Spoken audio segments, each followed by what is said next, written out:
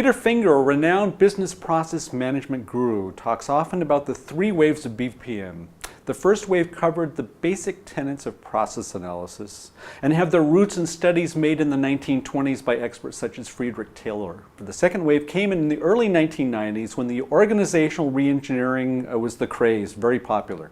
Unfortunately, downsizing became the major lasting artifact of that wave.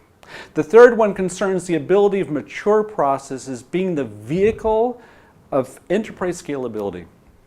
Now, I know this is all heavy stuff. Like it or not, though, the enterprise end-all and be-all are all tied to processes we have. And as a business analyst, you are in the thick of all that activity. This week, we will be covering the various aspects of process management. Our next video lecture describes what business process management is all about, and we concentrate on the core concepts. Following BPM, we move on to process modeling. What model should we consider? How many different perspectives should we take into consideration? What is the notation? And which one is the best for that of what you're trying to accomplish? Are we confronted with any frameworks? And are the corresponding requirements in alignment with those frameworks? Lastly, how do we capture the process information? Following process modeling, we move on to process analysis. Understanding the rationale of this approach, what results should be expected, and we take our first peek at process maturity.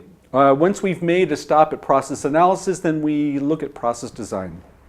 The necessity of this exercise including, beware the unintended, so make a note of that. We follow it with process design with a more detailed look at various BA techniques. Our first stop takes us to scenarios and use cases, where we then move on to data flow diagrams, and our last stop allows us to evaluate state diagrams.